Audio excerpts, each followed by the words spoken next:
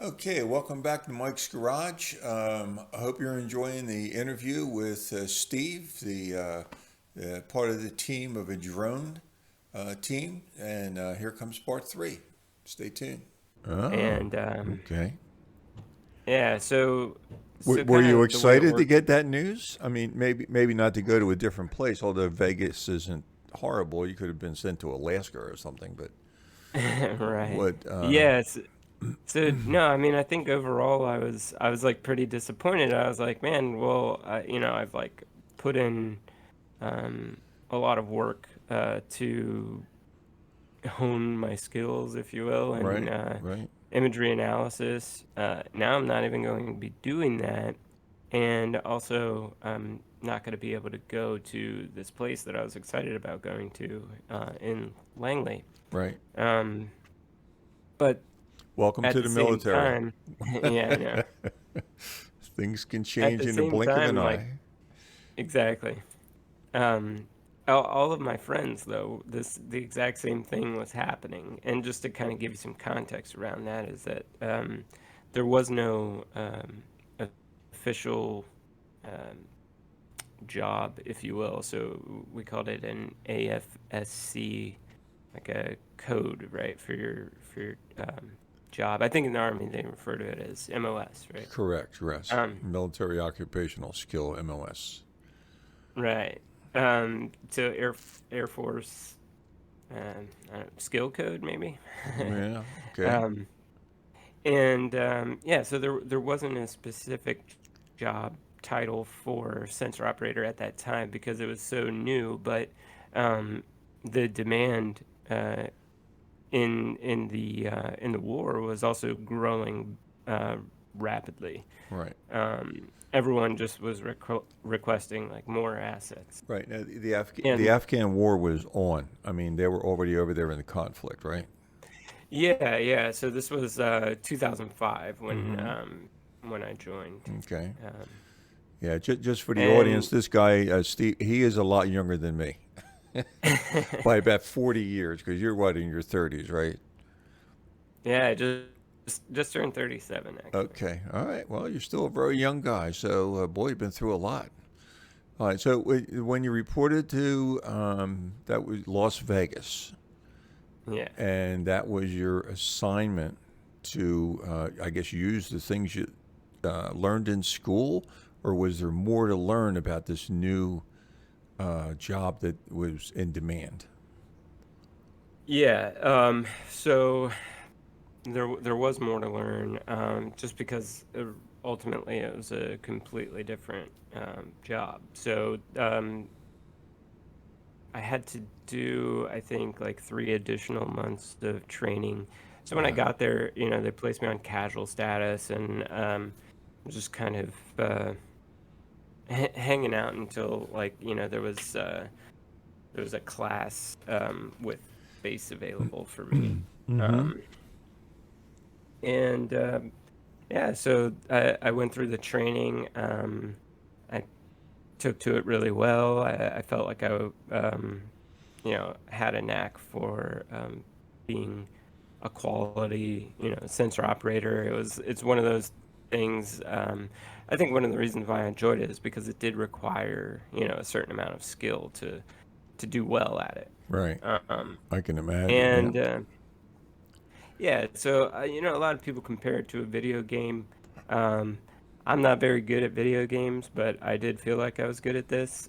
So I don't think it was exactly like a video game, but it was unique. Um, I think probably maybe the biggest challenge, and just to kind of maybe like build a mental image. Um, we had a big box that was kind of maybe the size of like a sea crate. And that was our remote control, if you will. So we would sit down in an area that looked a lot like a cockpit, and uh, there was two seats, one on the left and right. And I had a joystick that could could be used either to fly the plane or control the camera. Wow. Um, but but because these things are connected with a satellite connection, there's like a significant delay in the inputs. Um, so if I told the camera to move to the left, um, by by moving the joystick, I wouldn't see a response on my video screen until um, about 2.5 or 3 seconds later. Wow. So that kind of made it difficult in like dynamic situations, Mm-hmm. and that's kind of where that skill kind of came into play. Uh, So you had to anticipate a lot of but things. You're sitting next to the pilot or behind the pilot in a cockpit situation. I'm yeah, I'm so I'm envisioning, and I'm going to hold up my Top Gun hat here. It's Top Gun, and Goose was the navigator guy. So it was that kind of a thing. Did you two talk to each other? The pilot and you would have conversations about where he's going to go, and you would make adjustments to that, or you both uh, got the same orders about follow that car, and he would try and fly in the direction where you could see it, or absolutely, yeah. So you hit the nail on the head. A lot of communication, is all about just kind of verbalizing almost 100% of your actions, if you wanted to be a good crew member. Mm-hmm. And yeah, it was really similar, I guess. I mean, we weren't uh, seated front and back. It was side by side, and that was also, I think, like a new experience too, as a young airman, because working in a flying squadron with officers. For me, it wasn't as big of a deal because I had that experience just with my dad, and I knew Right. that, like, Right. yeah, my dad was an officer, but he was also just a normal guy. Right. And so it wasn't intimidating to me, but for a lot of like younger airmen, it was difficult. So we really had to like kind of break through that barrier of communication. But it also, it provided for a really unique Air Force experience. I Before I became a sergeant, I had to go to like a leadership training class that Mm-hmm. had members from um, all other disciplines, and I remember the people at the hospital and just like how differently they viewed their Air Force experience than I did, and how it was mostly rooted in um, military professionalism, Right. um, where uh, where I think in kind of like this warfighting um, scenario, uh, we were much more relaxed, I think, on a lot of that. Right. Well, and so were you on a team? Did you always go with the same pilot? I mean, if you had a good rapport with this pilot, I mean, I don't know if there were men, women, pilots, and you would fly with different ones, or you always had the same team, like you and somebody else were always the team. Yeah, so we would rotate around. We operated in shifts, and to provide like 24/7 operations. Right. Um, and so each shift was like a big team, and maybe there was, I don't know, 10 to 15 pilots, 10 to 15 sensor operators on a team. Um, and then we would rotate through and rotate around. So we got a lot of experience with multiple Right. pilots. And Well, let me try to give me an image here, because you're sitting next to each other. You're in like a gamer's chair or a pilot's chair or just a regular folding table with in front of you with the joystick. And you have yeah, you have a big screen in front of you, or do you have multiple screens in front of you? And can the yeah, pilot see the same screens that you're watching?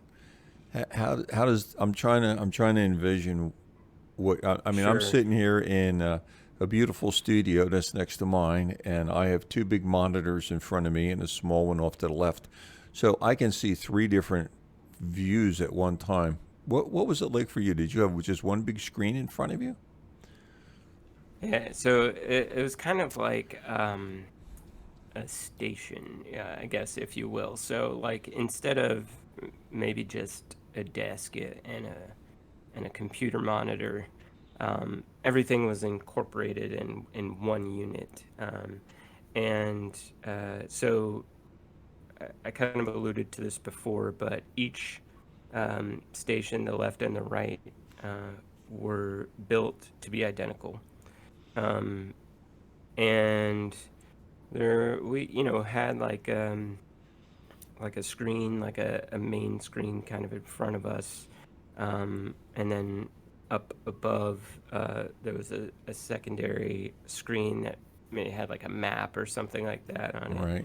And then we actually These are big had, flat screens. How would you? These are 3 foot by 3 foot flat screens, or is it oh, a, no, no, a no. It's just the monitor? size of a normal, yeah, computer monitor. I'd say like 19 inches or so. Yeah, I guess in 2005, you say, right? That would have been about the high tech stuff they had back then. Yeah, yeah.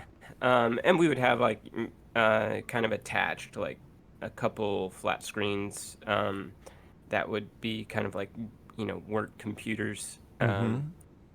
uh, attached there as well to just for coordination purposes, things like that. All right. Okay, so you're sitting next to the pilot, and you each have a screen in front of you, a computer screen. And are you in a cubicle where nobody's around you, or can people walk up behind you and ask you what you're doing, or do you have headphones on to keep everything just between you and the pilot? Yeah. I'm trying to envision where you were there. I mean, they don't lock you in a little 10 by 10 box with the pilot, and you're just all alone in there, right? Right. Yeah, so we did have headphones. I mean, it was very much like a traditional aircraft, but people could come in and out. Um, and a lot of times it was maybe like support people, so like uh, contractors who knew the nuts and the bolts of the equipment or something like that. So if they Mm-hmm. needed to troubleshoot an issue, they could help with that. Okay. And yeah, or like maybe a colleague would come in to say, hey, like, do you need a break for a minute? Yeah. You want to go eat Raise lunch? your hand. Go to the bathroom. You Yeah, know. exactly. Um, and yeah, I mean, there was at any point in time we, could make the decision to shut everybody else out and say, hey, like, don't come in here, like, Yeah. we need to Okay. focus or something. So Yeah. I there can was imagine that. it'd be a distraction to have people just walking in on you. Yeah, yeah, but I mean, one of the things, and I'm this is probably obvious after I say it, but there's a lot of like autopilot functions and stuff like that. So Mm-hmm. the plane can fly itself almost. So it doesn't always require a whole lot of like manual intervention. Mm-hmm. Um, a lot of what we would do is kind of monitoring the aircraft. Make sure it's doing what you told it to do, I guess, kind of a Yeah, thing. exactly. So, and you could switch between you said you had just a regular black and white screen, and then you had what do you call the one with the heat? Where- Infrared camera Infrared, as and well. was Yeah. there a third kind of a camera? No, so we didn't have like previously I was talking about like radar imagery and stuff like Mm-hmm. that, but we didn't have any of that like capability on the plane. Okay. Um, so yeah, we would. I mean, primarily I think would use infrared. The the reasons to use the electro-optical camera Right. would be to like identify like the color of something. And this Right. actually I also talked about like black and white imagery before, but we would actually had like a color camera on the plane. Mm-hmm. Now, you were, how long did you fly and just do reconnaissance? Or was that the main part of what you did? Just see what's out there and just report back what's happening on the ground. Yeah, so I would say that as um, as the military and the warfighters as a whole became like more familiar with our capabilities, that like weapons employment became more frequent. Um, but we would say that our job was hours of boredom followed by moments of excitement. Um, so Okay. I guess I would liken it to uh, maybe what I might imagine it to be like to be a sniper. Mm-hmm. Um, somebody who's, hanging out and doing a lot of observing um, before getting a chance to take their shot. Right. Right. Um, So you were flying unarmed drones just as a reconnaissance drone, and then eventually they turned them into they do call them predator drones, right? yeah. And later in my career, I got the opportunity to fly on the Reaper, which was kind of like uh, the second evolution of the Predator. Had just more capabilities. It was bigger engine. It was a turboprop, and so it could fly higher. And instead of carrying only missiles, it also carried some bombs as well. So Wow. we could use it to um, Dev- drop bombs and stuff. devastation in the air. But I know you had mentioned before there's laser guided, and did you have optical where you could actually steer the bomb or the missile into the target? No, so it was only the laser guided munitions. Mm-hmm. So I guess to kind of give you a perspective, it would just be like the exact same scene as normal, but in the middle of your screen there would be crosshairs, and then that's where the weapon would go. Mm-hmm. Okay. Wow.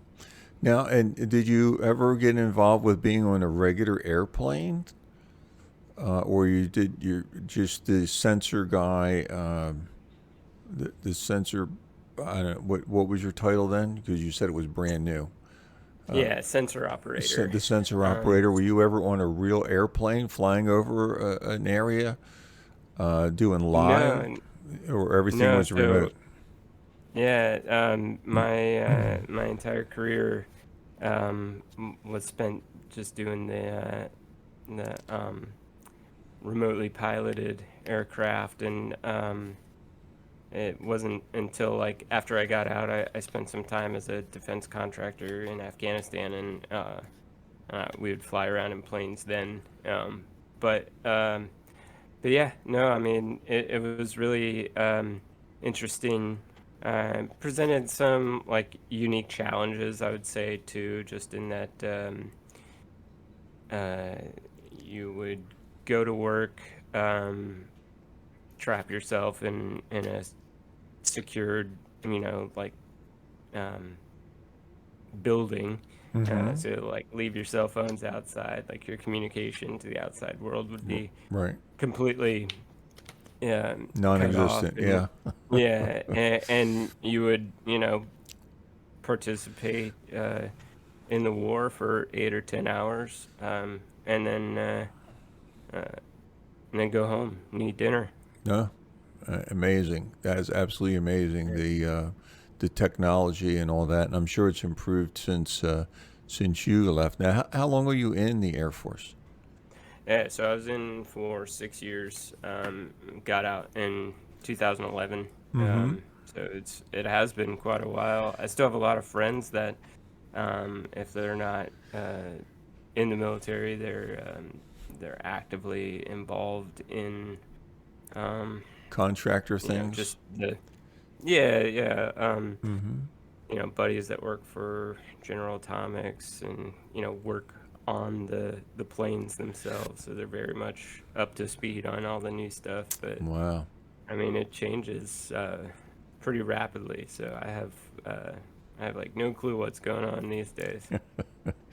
Well, it's absolutely amazing. And you got out. You went to back to school. You went to college. What did you do when you got out? You worked for a contractor for a while, right?